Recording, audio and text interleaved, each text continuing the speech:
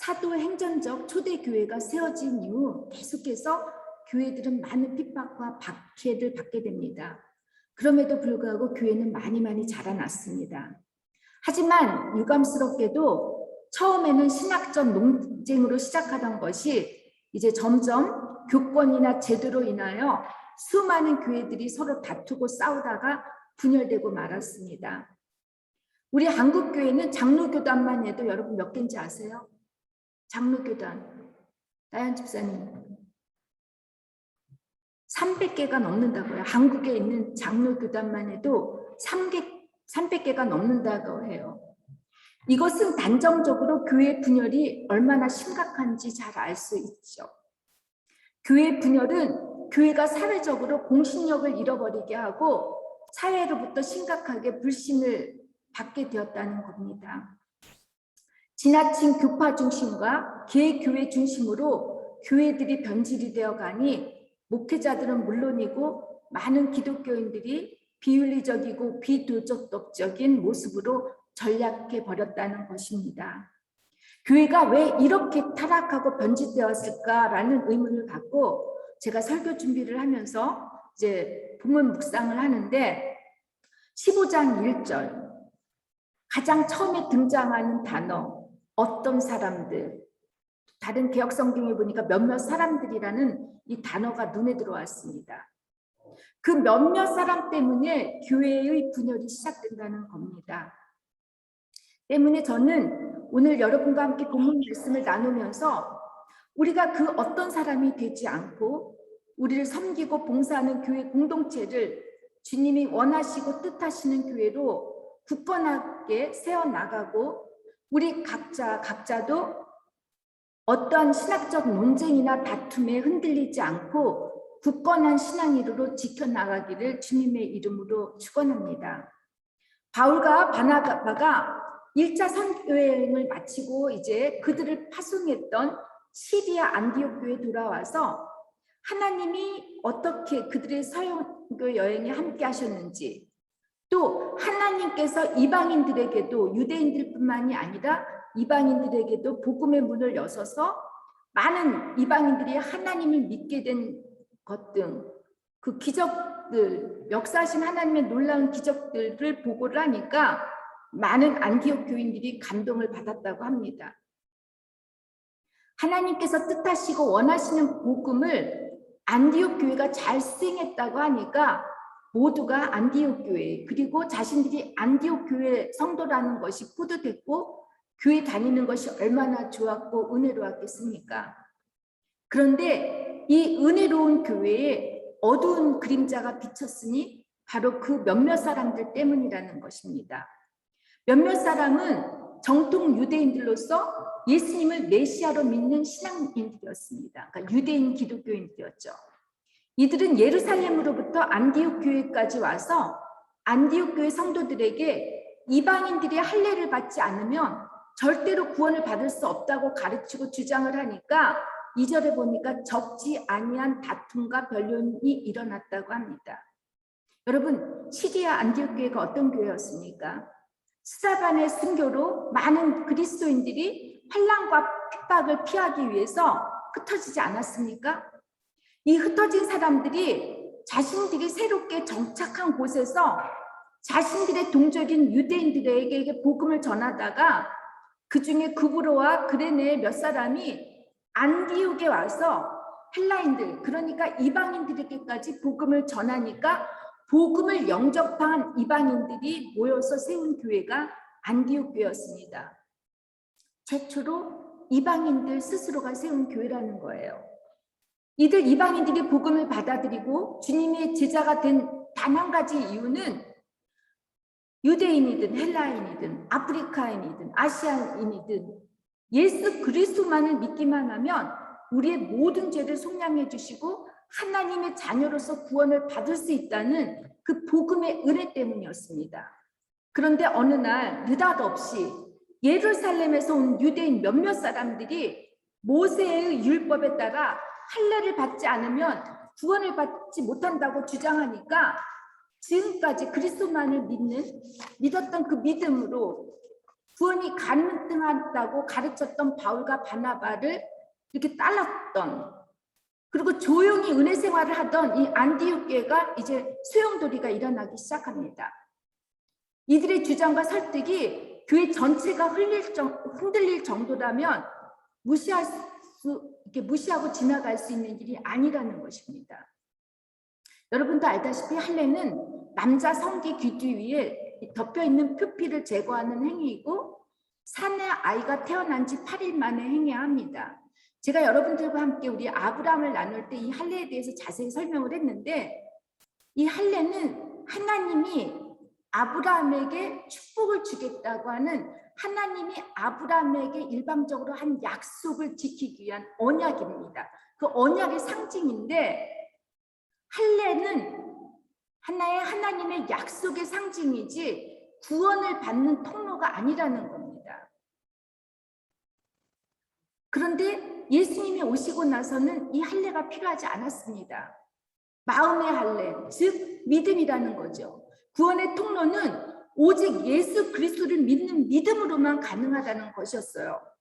그런데 이 할례를 받아야 구원을 받을 수 있다고 그 몇몇 사람들이 예루살렘으로부터 안디옥 교회로 와서 사람들을 가르쳤다는 것이에요. 그럼 예루살렘에서 안디옥까지 거의 480km인데 이 사람들은 이거 가르치려고 왔다라는 거예요. 얼마나 열심히 있어요.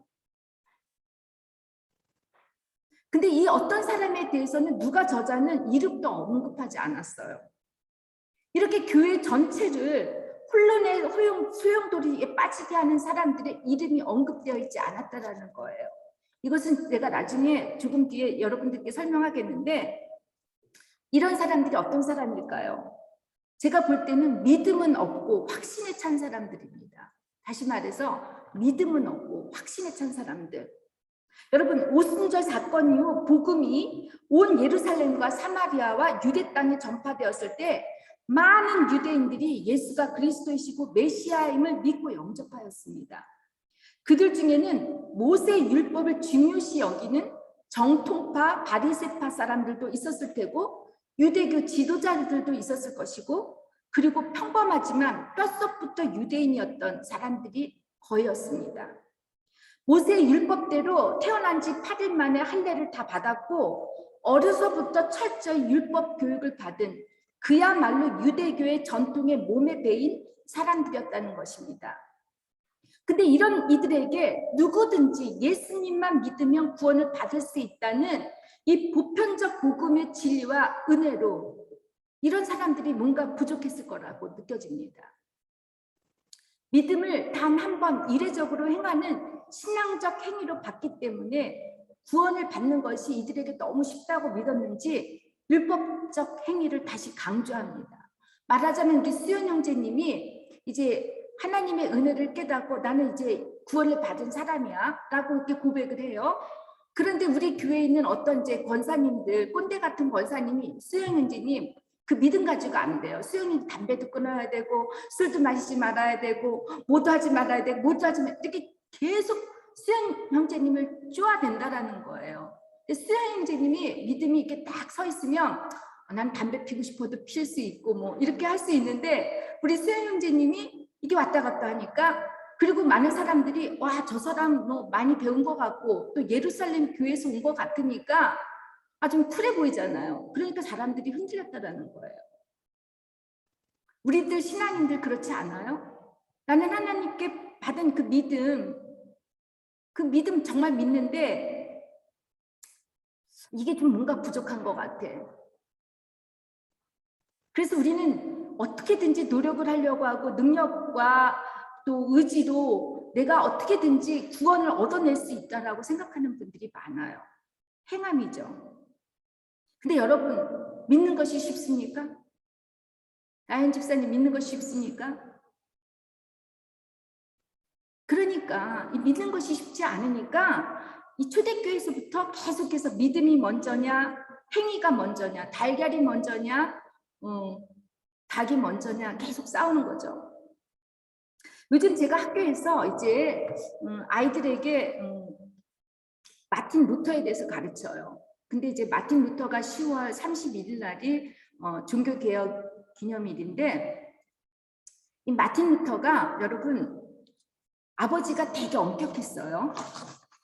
어머니도 엄격해가지고 이 부모님들이 당시에는 이제 모두가 그때 패스트가 유행이어가지고 전체 유럽의 나라에 많은 사람들이 죽어요. 3분의 2가 죽는데 이때 이제 많은 사람들이 패스트에 대한 두려움을 갖고 있어요. 그러면서 이것은 하나님이 내린 벌이라고 믿고, 그러니까 하나님은 엄격한 하나님, 재판관이라는 하나님이라는 게 인식이 다 되어 있고, 당시에 이제 마틴 루터만 해도 그 당시에 그 부모들의 교육이 되게 엄격했어요. 하루는 마틴 루터가 이웃이 떨어진 그 호두를 훔쳤다고 해가지고 아마 주웠겠죠. 어머니가 마틴 루터를 피가 날 때까지 때렸다고 해요.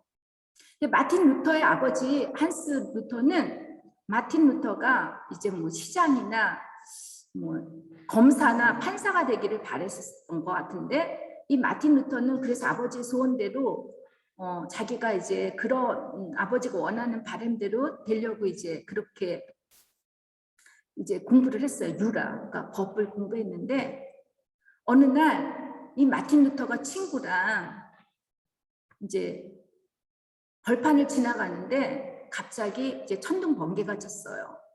그러니까 마틴 루터가 이제 하일리게 아나라고 해가지고, 이 아나는 이 유럽인들이 믿기에 예수님의 할머니라고 생각해요. 응? 마리아의 어머니. 그 하일리게 아나 해가지고 왜 카톨릭에는 왜 이렇게 성이라는 거 없잖아요. 상트 마틴 뭐 이런 식으로. 그랬더니 하일리게 아나는 사실 보호 천사와 같은 보호 대리자의 역할을 해요. 모든 위험에서. 그러니까 뭐라고 기도를 하냐면, 당신이 나를 살려주면, 내 이 천둥과 번개 치는 데서 살려주면 내가 이제 수도원에 들어가서 수도사로 살겠다고 평생. 그래요. 근데 살아났어요. 그러니까 마틴 루터가 이제 자기가 수도사를 이제 많이 이렇게 수도원을 알아보는데, 아우구스티나 수도원이라고 가장 엄격한 수도원이에요. 그 수도원으로 들어가요. 마틴 루터가 수도사로 일하면서 하루에 7번이나 예배를 드려야 하고, 새벽 3시에 일어나고, 정말 있잖아, 감옥과 같은 조그만 방에서 추운데도 덜덜 떨면서 자야 하고, 또 때로는 뭐 동양화로 나가야 되고, 이러면서 매일같이 성경을 읽고 이렇게 했는데도 마틴 루터는 하나님이 무섭다라고만 느낀 거예요. 또 매일같이 자기가 조금만 잘못한 생각도 하나님 앞에 자기 그 수도원의 그 가장 오버스트 셰프라 그러죠. 가장 윗사람이 아트라고 하는데, 그 사람한테 자기가 잘못했던 거를 매일같이 고해성사도 하고, 심지어 그러니까 뭐지, 그 채찍으로 자기를 때려요. 그런데도 불구하고 하나님에 대해서 마틴 루터는 이게 하나님과의 관계가 뭔가가 이게 무서운 것만 느끼는 거였었어요. 그러나 어느 날 마틴 루터가 그렇게 열심히 하나님을 따르고 예배를 드리고 기도를 하고 별짓을 다 했는데도 그의 마음속에는 평안이 없었어요. 어느 날 성경을 읽다, 여러분이 잘 알고 있는 로마서 1장 17절이죠. 의인은 오직 믿음으로 산다고. 믿음으로 모든 것이 구원을 받을 수 있다라는 그 하나의 진리에 이제 마틴 루터가 이것 때문에 종교개혁이 시작되는 거예요. 너희들이 아무리 행위를 잘 열심히 한다 해도 믿음이 없으면 그 모든 것들이 필요가 없다라고 이렇게 하는데, 여러분 우리가 느끼지만 우리 신앙인들이 그런 거, 저도 그런 일이 많은데, 내가 믿는 그 믿음이 정확하지 않을 때, 정말 그것이 뼛속까지 하나님이 나를 위해서 정말 십자가를 지셨고 나를 위해서 살리시기 위해서 내가 받아야 할 그 십자가, 내가 지어야 할 십자가에, 내가 달려 죽어야 할 그 십자가에 누군가 대신해서 나를 위해서 죽으신 그 은혜가 너무 고맙고 감사하면 그 믿음이 변질이 안 돼요. 그런데 우리는 센티미터하게 잠깐만 뭐 예배에 참석했는데 뭐 음악과 모든 분위기와 이래서 갑자기 하나님이 나를 위해서 십자가에 지셨구나 이렇게 생각하잖아요. 그런데 여러분들 삶 속에서 그 누군가가 여러분을 대신해서 죽었다고 생각해봐요. 은인이에요, 은인. 이런 사람 평생 잊지 못하잖아요. 그런데 우리가 중요한 건 뭐냐면 나의 죄를 씻기 위해서 물론 십자가를 지셨지만 더 이면에는 나를 사랑해서 나를 사랑하기 때문에 나를 영원히 살리시기 위해서 누군가가 죽었다고 생각을 해보세요. 근데 그게 예수님이야. 근데 우리는 그것을 마음에 그냥 대충은 믿지만 아니면 확실하지 않으니까 여러분들 우리가 신앙생활을 제대로 하지 못한다라는 거죠. 보통 이제 위험해서 살아나신 분들의 인터뷰를 보면은 그분들은 스바이테스 레벤 해가지고 두 번째 삶이라 해서 정말 다르게 살려고 한다고 그래요. 특히 뭐 이제 암병이나 죽을 병에 걸렸다가 살아나신 분들은 뭐 변하시는 분들도 있겠지만 사는 것을 다르게 살려고 한다고 하는데 여러분 그런데 우리는 늘 이 믿음이 정확하지가 않으니까 이 믿음이 확실하지가 않으니까 뭐를 만들려고 해요. 자, 우리 여러분들 아이들이 그냥 엄마 아빠 사랑하면 되는데 내가 더 받기 위해서 엄마 아빠한테 뭔가를 더 용돈도 받고 칭찬받고 그러려고 해서 막 설거지도 하고 엄마 일을 도운다고 하면 우리들 부모님들 좋겠습니까? 좋지 않잖아요. 왜냐하면 사랑을 믿지 못하니까. 그렇죠? 그런데 이렇게 유대인들은 이 사랑 하나에 이게 믿어지지가 않으니까 율법을 꺼내들어요. 여러분 유대인들 속담에는 10계명이 10개의 계명이 아니라 11계명이 있다고 해요. 그 11계명이 뭐냐면 절대로 들키지 말라는 거예요. 들키지 말라고. 우리 나라에서도 그런 속담이 있죠. 남자들한테 바보 같은 인간이 바람피다가 들킨다고. 다 남자들은 바람피는데 들키고 들키지 않는 거 차있다고 하는데 저는 그렇게 믿고 싶지는 않아요. 그런데 두 종류의 죄인, 들키는 죄인, 들키지 않은 죄인인데 하나님이 보실 때는 다 죄인이라는 거예요.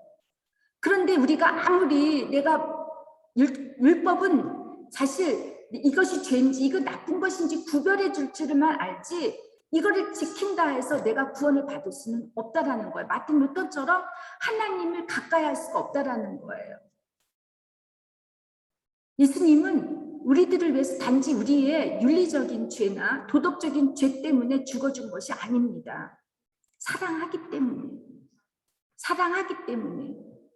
근데 생각을 해봐요. 어느 친구가 저를 위해서 사랑하기 때문에 우정으로 정말 자기의 모든 온몸을 저한테 뭐 간이식도 해주고 이랬다고 한다고 생각해 보세요. 사랑 때문에. 근데 그 친구가 그런 마음이 아닌 다른 걸 했다면 저는 제가 나쁜 사람이죠. 그죠? 우리가 믿음이 정확하지 않을 때 이런 확실한 믿음이 서지 않았을 때는 여러분 우리들은 뭔가 일을 만들려고 합니다. 그리고 여러분들 중에서는 믿음이 좋다, 나쁘다라는 이런 말을 해요. 그렇죠? 내가 원하는 대로, 소원대로, 바람대로 하나님께 응답을 받으면 또 복을 받고 있으면 내 믿음이 좋아지는 것 같아요. 근데 반대로 고난과 환난을 당하게 되면 믿음이 약해져서 침체에 빠지고 마침내는 하나님을 원망하고 멀리하는 그런 경우 많잖아요. 저는 이 믿음의 상태를 스냅 사진 찍는 그런 것 같다라는 생각이 돼요. 순간순간을 포착해서 찍는 스냅 사진과 같다라는 거예요. 오르락 내리락 왔다 갔다. 근데 이 모든 것은 여러분 인간 쪽에서 바라보는 믿음입니다. 우리 쪽에서 아무리 믿으려고 해서 우리의 그 믿음은 순간적일 때는 좋고 순간적일 때는 나쁘고 이렇게 오르락 내리락 하는 건데 그러나 이것은 믿음이 될 수가 없어요. 복음은 모든 믿는 자에게 구원을 주신 하나님의 능력이 된다고 했습니다. 하나님의 능력 없이 아무리 우리가 믿는려 한다 해서 구원을 받는 것도 아니고 우리가 가만히 있기만 해도 하나님이 다 알아서 구원을 해주시는 것도 아닙니다. 우리가 믿는 믿음과 거기에다가 구원을 주시는 하나님의 능력이 함께 할 때 이게 진정한 믿음이고, 이런 믿음은 쉽게 변하지 않는다는 것입니다. 그러니까 우리가 이런 믿음이 확실하지 않으니까 일을 만들어내고 열심을 내고 노력하려고 해요. 어떻게 하면 내가 행위를 통해서라도 하나님께 인정을 받고 사랑을 받고 복을 더 많이 받으려고 하는데, 이 모든 것은 여러분 기복적인 것이 밑바탕에 깔려있기 때문입니다. 복 받기 위해서. 예수님 십자가 하나, 한 분, 그 십자가 하나면 우리 선물 다 받은 거 아닙니까? 여러분 17세기 영국의 성공의 주교이고 복음주의 한 사람인 존 찰스 라인이라고 하는 사람은, 믿음이 뿌리라고 한다면 확신은 꽃과 같고 뿌리 없는 꽃은 있을 수 없지만 꽃이 없는 뿌리는 있을 수 있다고 했습니다. 믿음이 없고 확신에 찬 신앙인들은 겉에 드러나길 좋아합니다. 왜냐하면 인정받아야 되니까. 뿌리보다는 꽃을 자랑하려고 합니다. 교회도 마찬가지입니다. 또 개인도 물질적인 것뿐만이 아니라 세상적으로 성공하고 모든 것이 형통하길 원합니다. 모두가 부활의 영광을 누리고 싶어 하지만 정작 십자가 지기를 원하지 않습니다. 왜냐하면 내면의 기복이 깊이 깔려 있으니까요. 하나님의 중심이 아니라 내 중심이고 내 믿음대로 믿으려는 욕심이 들어가고, 이 욕심과 욕망 때문에 싸움이 일어나고 분쟁과 분열이 일어나는 것입니다.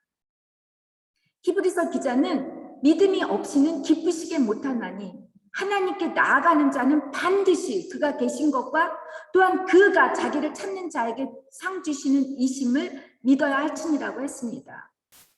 저는 우리 교회가 매주 이렇게 잘 나가고 또 기도도 열심히 하고 헌금도 하시고, 그것이 하나님의, 그래서 우리가 하나님의 상을 받는다라고 이렇게 생각하지 않습니다. 왜냐하면 우리는 그것 자체가 아니라 대상이 있기 때문에, 선물이 있기 때문에 이것이 우리들에게 주시는 상금이고 이것이 믿음이고 선물입니다. 우리가 어느 때까지 뭔가를 얻으려고 행위를 할 때는 사람들이 경쟁감을 가져요. 상처를 줘요. 한마디로 예를 들면 우리 예전에 그랬다고 하는데, 애찬 가지고 나는 정말 애찬을 통해서 순수하게 하나님께 봉사 나누고 싶고 이러는데, 어떤 사람은 하나도 하지 않고 먹기만 하고 그러면 나도 모르게 비교를 하잖아. 좋은 의무를 했는데 나는 경쟁의 의식이 들어간다는 거예요. 그 믿음에서 내가 애찬도 하고 봉사도 해야 되고 이래야 되는데, 확신을 하니까 내가 너 오늘 날 열심히 해야 되겠지, 이게 내 신념으로 하려고 하니까 다른 사람들하고 비교가 되고 다른 사람들을 원망하게 되고 이렇게 된다라는 거예요. 그러면서 교회는 분열이 싹 튼다는 거죠. 그런데 여러분, 믿음은 없고 확신에 찬 신앙인들은 진정으로 하나님을 알지 못합니다. 믿음의 대상인 하나님과의 상호 관계가 없다가 보니까 하나님이 원하시고 뜻하는 것을 모릅니다.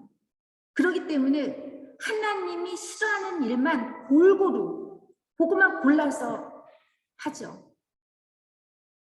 근데 이런 분들을 멀리서 보면 정말 하나님을 가장 사랑하는 것처럼 보입니다. 근데 이런 신앙은 외식하는 신앙이고, 예수님이 가장 싫어했던 게 외식하는 신앙이었습니다. 척도는 신앙. 여러분, 내 열심, 내 확신으로 무언가를 하려고 할 때 우리가 행여 누구에게 상처를 주거나 다른 사람들에게 기대를 하거나 또 실망을 하게 되면 나도 실족하고 다른 사람을 실족하니까, 여러분 늘 우리는 깨어 조심하고 내 믿음이 올바로 서 있는지를 항상 조심해서 보시기를 바랍니다. 둘째, 이 몇몇 사람이라고, 이 어떤 사람이라고 할 때 이들은 믿음은 있는데 확신이 없는 사람들을 말합니다. 안디옥 교인들은 대부분 초신자라서 예수만 믿으면 구원을 받을 수 있다는 것밖에 몰랐을 것입니다. 그런데 예루살렘에서 온 몇몇 사람들이 모세 율법을 가르치고 아브라함부터 이스라엘 역사를 두루 가르치니까 이방인들이라고 해도 왜 할례를 받아야 하는지 할례의 필요성을 멋지게 설명해 주니까 이들의 감언이설에 속아서 자신들이 할례를 받아야 구원을 받을 수 있다고 이렇게 생각합니다. 그런데 여러분 생각해 보세요. 당시에 유대인들도 이 독일에서는 그 아이들을 할례하는 거에 있어서 어린이 폭력이라고 법적으로 이거 싸움이 있어요. 이게 종교가 먼저인지 아이들을 폭력을 가야 되는지 이런 게 있는데 당시 여러분들 생각해 보세요. 유대인들도 힘들어하는 그 할례를 외국인 남자들한테 한다고 하면 이거 죽이는 일 아니겠어요? 이거 하다가 죽는 경우도 있는데 성인을 특히. 여러분 뿌리는 있는데 꽃을 피지 못하는 신앙인들이 있습니다. 많은 분들에게 제가 물어봐요. 예수님을 믿습니다 라고 이렇게 물어보면 믿는다고 해요. 그래서 또 물어봐요. 당신이 만약에 오늘 세상을 떠난다면 천국에 들어갈 확신이 있습니까? 이렇게 물어보면 확신이 있다고 하시는 분들이 별로 없어요. 여러분들 믿으세요? 확신하세요? 여러분들이 돌아가시게 되면 천국으로 가시게 되면 천국에 들어갈 수 있다고 확신하시는 분 손들어 보세요. 확신 못해요?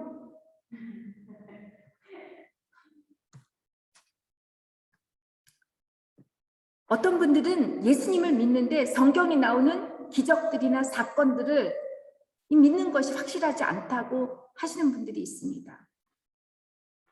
믿지 않는 사람들이 기독교에 대한 논리와 증거를 요구하고 과학적인 것을 요구할 때 이런 합리적인 사고로 물어보게 되면 많은 교인들이 그냥 무너져요. 그런데 기독교의 신앙은 여러분 과학적인 실험이나 뭔가를 대상으로 결정되는 게 아니라 하나님의 계시의 종교예요. 보이지 않는 하나님의 계시를 믿는 종교이기 때문에 우리가 이거를 뭐 과학적으로 그래서 그거 있잖아요. 창조학회 이런 것들 성경을 과학적으로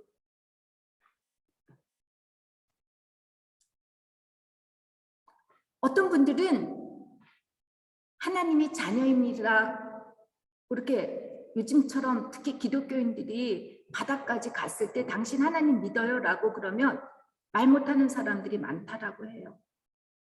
또 밥을 먹을 때 이렇게 보면 기도는 하고는 싶은데 안 하면 찝찝하니까 그래서 이렇게 해서 기도했다고 먹는 사람도 있어요. 믿음은 있는데 확신이 없는 사람은 좋은 것이 좋은 대로 사는 사람들입니다. 하나님도 좋고 세상도 좋으니까 적당히 신앙생활하며 살고 싶어 합니다. 생각을 하지 않아요. 다스가 좋으면 따라가고 힘에 강한 데에 기울어 쏠리게 됩니다. 제가 항상 그랬죠. 기독교인들이 짓는 가장 큰 죄 중에 하나는 생각하지 않는 죄라고 얘기했잖아요. 생각하지 않으면 죄를 지을 수밖에 없습니다. 확신이 없는 믿음을 가진 사람들은 눈에 보이는 것이 중요합니다. 아담과 하와가 하나님처럼 될 수 있다고 하는 그 선악과의 유혹을 받고 에서가 배고파서 팥죽 한 그릇에 자신의 장자권을 팔듯이 눈에 보이는 것이 좋으니까 신앙을 포기하려고 하는 사람들이 많아요. 사람을 인식해요. 멋진 사람들, 예루살렘에서 온 사람들, 학벌 중요하고 능력 중요하고 그래서 어떤 교회는 목사가 박사를 받아야 되고 그런데 요한 1서에서 보니까 다른 데서 증거를 찾지 말고 오직 하나님의 말씀의 약속을 붙잡는 것이 가장 확실하다는 것이에요. 확신이 없으니까 하나님의 말씀을 붙잡아야 할 하나님의 말씀 붙잡지 않고 여러분 누구를 붙잡으려고 하죠? 보통 신령하다고 하는 사람들, 어떤 신적 예지나 카리스마가 있는 사람을 쫓고 따르려고 합니다. 교회 목사도 여러분 제가 지난번에 말씀드렸듯이 개척교회를 해야 되는데 어느 터가 좋은지 무당한테 찾아가서 물어봤다고 했잖아요. 이게 사실이라는 거예요. 목사가 이럴 정도면 평신도는 오죽하겠습니까? 마찬가지예요. 교회 공동체도 하나님의 성삼위 일체 하나님의 토대로 말씀으로 중심이 아닌 어떤 특정 인물이나 목사 그리고 어떤 특정 프로그램에 따라 이게 방향이 흘리게 되면 여러분 위험할 수 있다는 것입니다. 믿음은 있는데 확신이 없으니까 여러분들 사람을 의지하게 된다는 거예요. 근데 그 사람들이 의지했던 사람들이 이게 완벽합니까? 처음에 여러분들 저 좋다고 막 그래도 내일이면 제가 무슨 잘못하면 저 꼴 보기 싫다고 하는 사람, 그게 우리 인간이에요. 그렇게 되다면 여러분 어떡하죠? 내 믿음 자체가 흔들려요. 어떻게 저 사람이 내가 믿었던 저 목사가 저럴 수가 있어. 실망하고 좌절하고 그리고 나서 교회 공동체가 소란이 나고 분열하게 만든다는 것입니다. 그리고 또 하나는 여러분 믿음은 있는데 확신이 없는 사람은 여러분 자신의 간증이 없습니다. 바울과 바나바가 선교 여행을 하면서 얼마나 놀라운 하나님의 표적과 기사를 경험했고 한 영혼을 살리는데 어떻게 하나님께서 역사하셨는지를 이렇게 하나님의 은혜와 사랑을 나누니까 또 자신들이 몸소 체험을 하니까 이분들의 삶이 다 간증이에요. 예수의 증인들은 간증자가 되어야 해요. 성경에 나오는 것이 무엇입니까? 수많은 인물들이 하나님과의 교제에서 어떤 역사가 일어났는지 사건을 기록한 거잖아요. 사도행전이 28장에 끝나지만 29장, 30장을 우리가 써나가야 된다고 그랬어요. 왜냐하면 우리가 하나님을 이렇게 사는 것이 하나님의 놀라운 간직이 되니까. 그런데 믿음이 있는데 확신이 없는 사람들은 하나님과의 그 깊은 교제 중요하지 않잖아요. 사람들을 보니까. 그러니까 이분들에게는 여러분 하나님의 역사하심을 경험하지 못하고 기적을 경험하지 못하니까 간증도 없고 찬양도 없고 그래서 쉽게 신천지나 이런 바짝하는 이런 이론들에 빠지게 되고 이단에 빠지게 되고 이렇게 빠지게 되다 보니까 이런 사람들이 또 이단들이 주는 열정을 갖고 있어가지고 이걸 교회에 갖고 와서 교회 사람들을 시험에 빠지게 하고 분란을 일으킨다는 것입니다. 여러분 이제 제가 이들의 이름을 언급하지 않은 누가 저자를 제가 묵상해 봤는데 이 어떤 사람 몇몇 사람은 여러분 당시의 열정적인 유대인들이 아니라 여러분과 제가 될 수 있다는 것이에요. 우리가 언제나 믿음에 확신이 없고 자신의 신념에 빠져서 믿음이 없을 때 이들처럼 하나님께서 세우신 교회 공동체를 시끄럽게 하고 분열을 하게 만들 수 있다는 것이에요. 룻기서에서 보니까 자신의 의무를 이행하지 않는 사람을 단지 아무개라고 그냥 아뉴님 이름이 없이 부르거나 우리도 그와 같이 악한 사람이 될 수 있다고 이렇게 경고했습니다. 여러분과 제가 잊지 말아야 하는 것은 내 이름이 정말로 생명책에 기록되어 있지 않는다면 어떻게 될까? 우리가 요즘 요한계시록 큐티하고 있지 않습니까? 어린 양의 생명책이라는 말씀이 나와요. 이 생명책의 창세 이후로 구원을 받을 자의 이름이 기록되어 있다고. 그런데 생명책 이름에 기록되지 못한 자는 결국 불못에 던져지게 된다고 했습니다. 무서운 말씀이죠.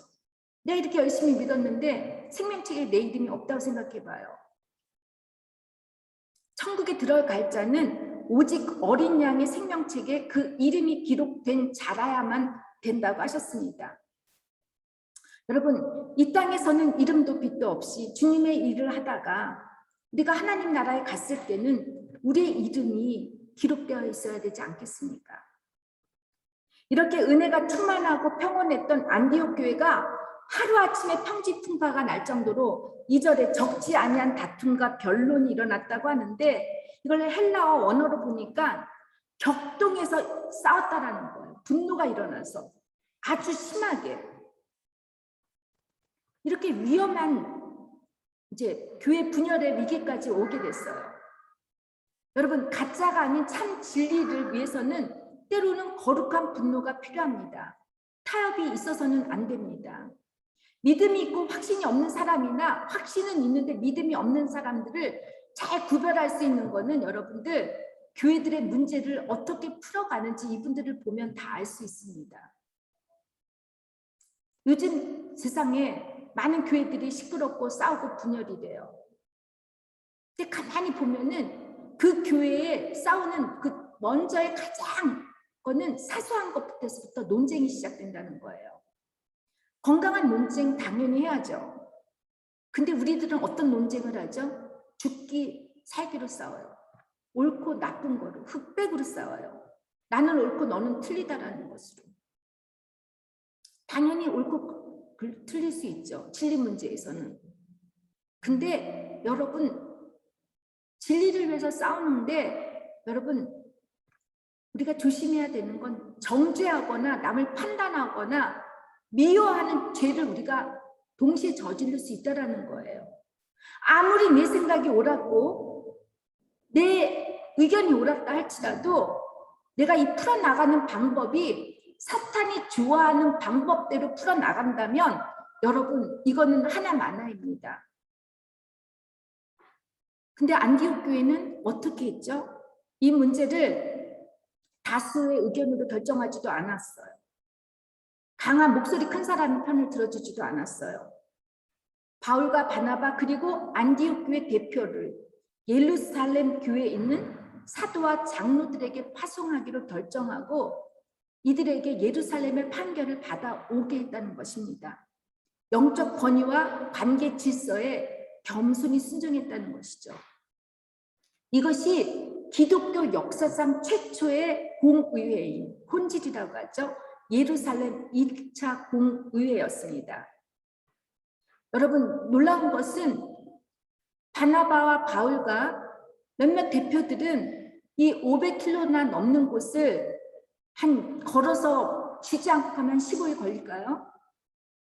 근데 이들은 복음의 진리를 수호하기 위해서 먼 길을 마다하지 않고 떠나는데 안디옥 교회 사람들은 전송했다라고 얘기를 해요. 축복해주고 기도해줬다라는 거예요. 근데 이들은 어디를 가죠? 지도를 보면 아시겠지만 베니게아는 해안 도시예요. 그리고 사마리아, 예전에 이방인들, 혼혈아들이 잔뜩 살았던 그 사마리아에 가서 바울과 바나바는 자신들이 이방인들에게 어떻게 복음을 전했는지 보고를 하니까 그곳에 있는 형제들이 다 크게 기뻐했다고 합니다. 여러분들, 유대인들이 경멸하고 무시한 혼혈아인 사마리아인들에게도 복음이 열려있다고 하니까 이 무시받던 이방인들이 이 말씀이 얼마나 기뻤겠습니까? 저는 여러분, 우리가 우리의 간증을 통해서 살아계신 하나님의 놀라운 역사를 우리가 나눔으로 해서 아무 조건 없이 구원을 받게 하신 하나님의 은혜와 역사를 여러분 이렇게 전하게 되면 기뻐하지 않을 수가 없습니다. 제가 상담을 하다 보니까 제가 잘 나가는 사람들이 멀리예요. 근데 제가 저의 아픈 상처를 드러내서 이렇게 난 살았어 라고 얘기를 하면 많은 사람들이 오픈을 한다는 거예요. 동감해 주는 거. 동감해 주는 거. 나뿐만이 아니라 너에게도 복음은 열려있다라고 전해줄 때 우리는 많은 사람들을 살릴 수가 있다는 것입니다. 저는 우리가 이렇게 작은 교회로 시작해서 여러분들과 함께 나누는 이 시간이 너무너무 기쁩니다. 그걸 우리가 알 수 있는 게 한 사람이 오면 너무너무 기뻐해요. 그렇죠? 아이들까지 와도 기뻐해요. 이런 감격이 있어요. 이것이 바로 하나님이 우리에게 주시는 기쁨이라고 저는 생각합니다. 이런 기쁜 마음으로 여러분, 내가 그 몇몇 사람이 되는 게 아니라 사도 바울과 바나바처럼 복음을 진리를 수호하되 분쟁이 일어나지 않고 누구를 판단하고 정죄하지 않고 정말 은혜 가운데 나도 사랑하고 너도 사랑하고 서로 사랑하면서 정말 아름다운 우리 바젤교회 그리고 여러분들의 가족 또 여러분들의 주변에 모든 여러분들이 속한 회사나 이런 데서 정말 그런 사랑을 나누면서 여러분들 하나님의 복음을 전하시는 여러분이 되기를 주님의 이름으로 축원합니다. 기도하겠습니다. 하나님, 사랑밖에는 우리가 전할 것이 아무것도 없습니다. 오로지 하나님의 사랑만을 전할 수 있는 저희들 되게 해주시고, 혹시 내가 믿음은 별로 약한데 확신이 앞설 때는 하나님 늘 한 발자국 멈추게 해주시고, 하나님 늘 깨어 조심하며 말씀으로 저희들이 그 말씀이 우리들의 그 척도가 되어서 우리가 행해야 할 바, 행하지 말아야 할 바를 가르쳐 주시옵소서. 예수님의 이름으로 기도드립니다. 아멘.